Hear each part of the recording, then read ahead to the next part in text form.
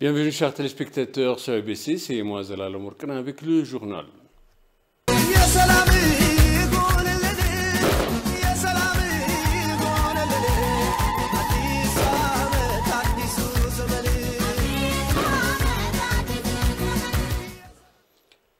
Retournons au journal. La présidence Salok Zodé s'est entretenue avec le président du Rotary International Club, Shekhar Mehta. La discussion a porté sur les programmes du Rotary International, sur le soutien du Covid-19, l'éducation, l'assainissement et l'autonomisation des femmes. Selon un communiqué du bureau de la présidence Salok Zodé a remercié Rotary International Club Ethiopia pour les soutiens et les invités à travailler sur d'autres projets.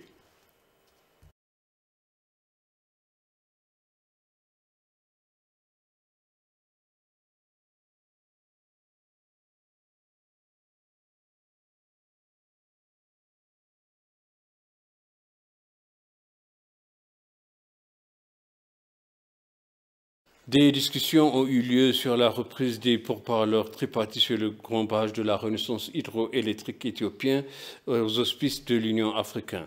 Le vice-premier ministre et ministre des Affaires étrangères Damaka Makonnen s'est entretenu avec son homologue de République démocratique du Congo, Christophe Lutunadula. Les pourparlers ont porté sur la poursuite des pourparlers tripartites sur le grand barrage de la Renaissance éthiopien qui seront coordonnés par l'Union africaine. Damaka, à cette occasion, a salué le rôle joué par le gouvernement de la République démocratique du Congo dans les négociations trilatérales sur le grand barrage de la Renaissance hydroélectrique éthiopienne. Christophe Lutunadula a pour sa part exprimé sa satisfaction face au succès des élections nationales en Éthiopie. Damaka a déclaré que le processus de négociation tripartite sous les auspices de l'Union africaine a donné des résultats tangibles sur un certain nombre de questions.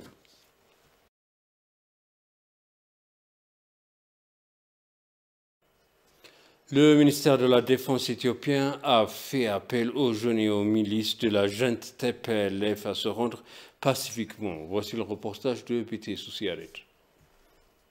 Le ministère de la Défense éthiopienne a appelé les jeunes et les milices de la junte TPLF à se rendre pacifiquement.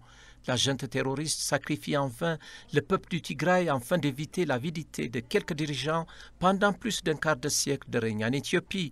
Le groupe terroriste TPLF a commis des atrocités horribles et incroyables contre le peuple éthiopien. Les chefs terroristes ont établi un réseau familial au nom d'œuvres caritatives établies par le peuple du Tigray et ont pillé les richesses de la nation et du peuple éthiopien. Plus de la moitié de la population du Tigray est mal nourrie, alors que ces terroristes ont acquis des maisons et des voitures de luxe pour leurs familles en Europe et aux États-Unis. Le peuple éthiopien déteste les criminels de la junte et est déterminé à les combattre à cause de leur atrocité du pillage enfin de détruire l'Éthiopie. En conséquence, ne coopérez pas avec eux. Leur but est de vous inciter à la mort avec une fausse propagande et de vous faire combattre avec vos confrères éthiopiens et faire des sacrifices insensés. Suite au combat, vous devenez invalide.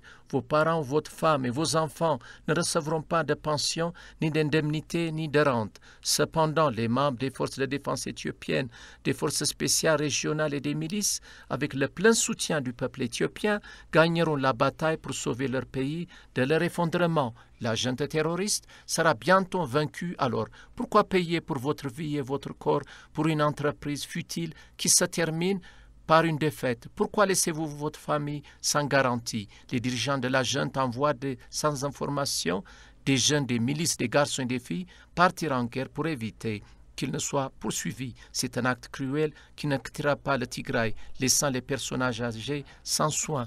Le gouvernement fédéral a appelé à un cessez-le-feu en l'honneur du peuple du Tigray, mais la junte a insisté. Je n'arrêterai pas de combattre sans détruire l'Éthiopie. Il a également envahi les régions voisines, tuant et multipliant de nombreux enfants du Tigray. Il est clair qu'il tourmente toujours le peuple en disant « Si vous n'envoyez pas votre fils à la guerre, vous n'aurez aucun soutien. » Alors, jeunes et milices du Tigray, cessez d'être victimes de guerres sans but. Arrêtez-vous et pensez un instant que la fin de la guerre menée par la junte se terminera en vain. Nous tenons à vous assurer que si vous vous rendez pacifiquement aux forces de défense, sur tous les fronts, l'armée vous acceptera, prendre soin de vous, pansera vos blessures et vous permettra de vivre une vie paisible avec vos familles. Nous vous appelons à saisir cette opportunité, notant que les forces de défense lancent cet appel en raison de leur caractère public et de leur solidarité avec le peuple du Tigray. L'Éthiopie vivra grâce au sacrifice et le respect de ses enfants. La ministre de la Paix, Moufarat Kamil, s'est entretenue avec l'ambassadeur des États-Unis en Éthiopie, Gita Passi, et le directeur de la mission des États-Unis pour l'aide humanitaire en Éthiopie, Sean Jones. Selon le ministère, de pourparlers permettront de fournir une assistance immédiate aux personnes déplacées dans des régions d'Amara, d'Afar et de renforcer leur réponse à la réhabilitation.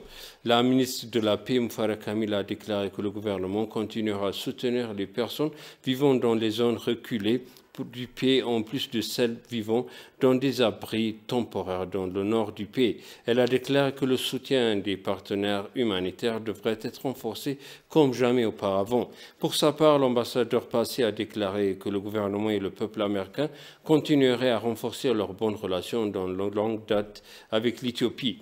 Selon le ministère, Sean Jones a déclaré que son organisation soutenait les efforts humanitaires en cours dans diverses parties des régions d'Amara, d'Afar et continuerait à renforcer sa réponse à des domaines prioritaires.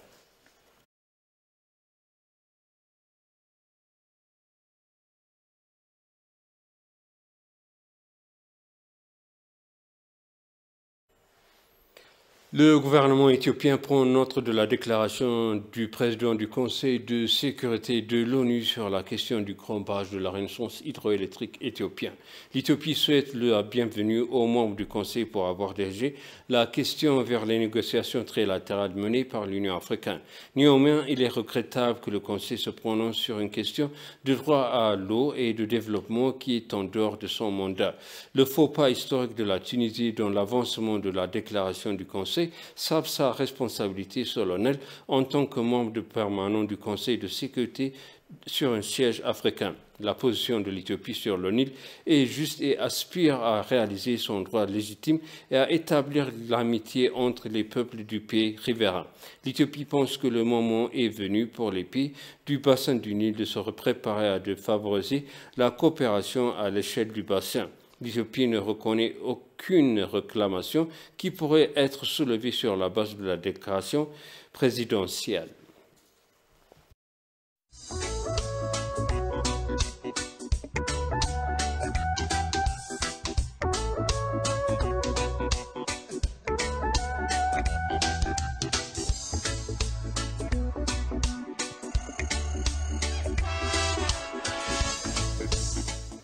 Les reportages par CNN doivent respecter les principales professionnels et être précis, a exhorté l'Ethiopian American Citizen Council. Le conseil s'est plaint à CNN d'une fausse déclaration de l'Éthiopie.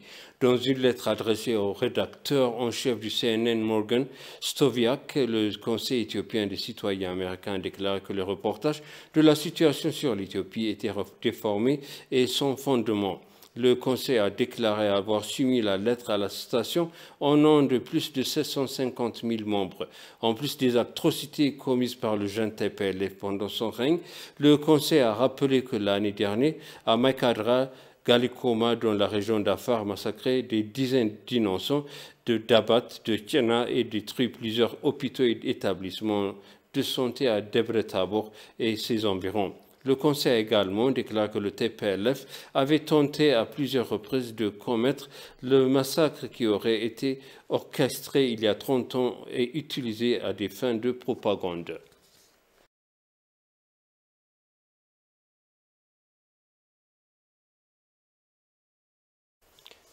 Les dirigeants de la Commission de la planification et de développement du FDRE ont eu un entretien avec les responsables du Bureau des Nations Unies pour la coordination des affaires humanitaires et du Programme des Nations Unies pour le développement.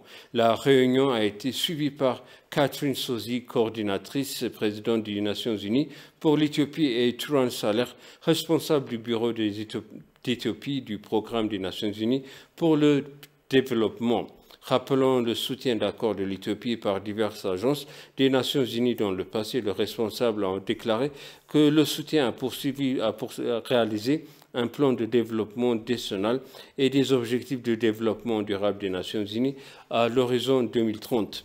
Ce cadre d'appui national intégré et ce programme détaillé permettront à coordonner l'appui de tous nos partenariats et de développement, y compris les agences des Nations Unies.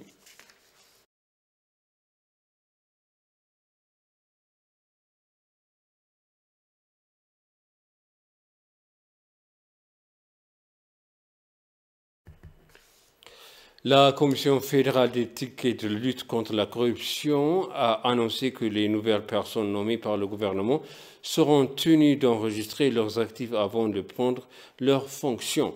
La Commission a publié un communiqué de presse sur le processus d'enregistrement des actifs de 2013 et le plan de 2014 éthiopien. Mesfin Belainer, directeur de l'information et de l'enregistrement à la Commission, a dit au cours de l'année écoulée, plus de 1,5 million de personnes, dont des élus, des fonctionnaires et des employés, ont enregistré des actifs.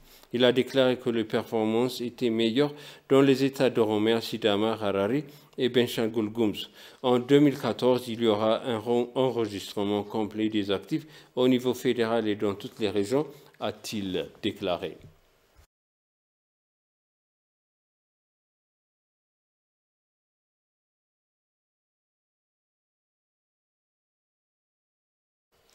Et pour conclure le journal, le ministère de l'Irrigation, de l'eau et de l'énergie a annoncé que l'installation du premier générateur à la turbine Rotar, connue sous le nom du première unité du turbine 10, a été achevée avec succès. C'est l'une des 2 unités qui devrait produire de l'électricité dans un avenir proche, a indiqué le ministère. Le rotor et ses pièces pèse 840 tonnes et le rotor mesure 11,7 mètres de diamètre d'un bout à l'autre, selon le ministère.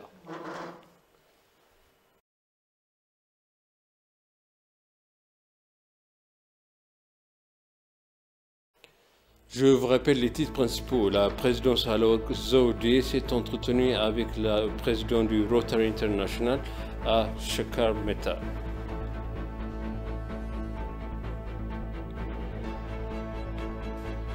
Le vice-premier ministre et ministre des Affaires étrangères d'Amakan Makone s'est entretenu avec son homologue du RDC.